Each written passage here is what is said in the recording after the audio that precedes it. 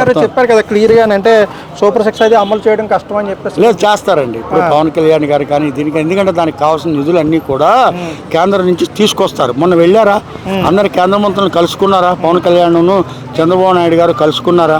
వాళ్ళందరూ ఓకే అన్నారా? మన ఢిల్లీ వెళ్ళినప్పుడు అందరితో కలిసారా? వీళ్ళు ఏంటంటే ఇప్పుడు భూతద్దంలోంచి చూస్తున్నారు వైసీపీ వాళ్ళు. ఎలాగైనా సరే పవన్ కళ్యాణ్ని వీళ్ళని వేరు చేయాలి. ఈ పవన్ కళ్యాణ్ ఉన్నంతకాలం మనం ఏమీ చేయలేము, ఈ మూడు కలిసినంతకాలం మనం ఏమీ చేయలేము.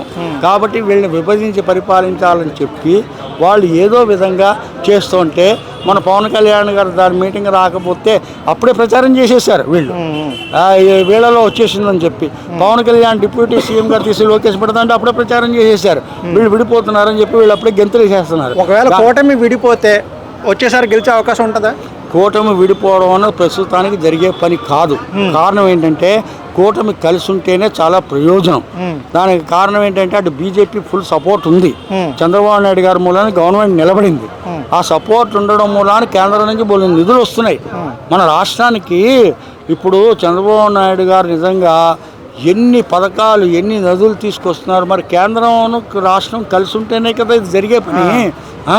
గమని రేపు పొద్దున్న ఏంటంటే బీజేపీకి వీళ్ళ అవసరం ఉంటుంది, వాళ్ళ అవసరం వీళ్ళకు ఉంటుంది. కాబట్టి తప్పకుండా కూడా కలిసే ఉంటుంది.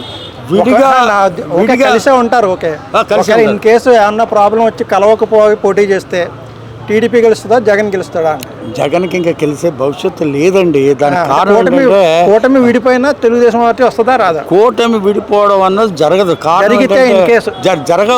ఎందుకు జరగదు అంటున్నానంటే నెక్స్ట్ చంద్రబాబు నాయుడు గారి తరం తర్వాత పవన్ కళ్యాణ్కే సీఎంగా అవకాశం ఉంది, లోకేష్కి వీళ్ళిద్దరికీ అవకాశం ఉంది.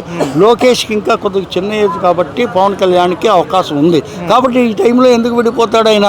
ఆయన ఆల్రెడీ ఇప్పుడు చంద్రబాబు నాయుడు గారికి నెక్స్ట్ ఎన్నికలు వచ్చేప్పటికి 70 సంవత్సరాలు కొద్దిగా పెద్దవారు అయిపోతారు. కానీ రిమోట్ కంట్రోల్ మటుకు చంద్రబాబు నాయుడు గారి చేతిలోనే ఉంటుంది ఎవరు సీఎం అయినా. కానీ వీళ్ళకే సపోర్ట్ ఉంటుంది. దానికి కారణం ఏంటంటే చంద్రబాబు నాయుడు గారి చేతుల ద్వారానే పరిపాలన సాగుతుంది.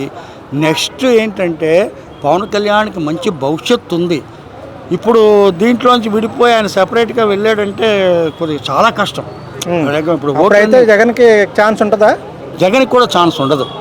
ఇప్పుడు ఓట్లన్నీ చీలిపోయి నానా చంద్ర అయిపోయి ఇప్పుడు కాంగ్రెస్ కూడా అక్కడ అటాక్ అయ్యి అప్పుడు భవిష్యత్తు వేరే విధంగా ఉంటుంది.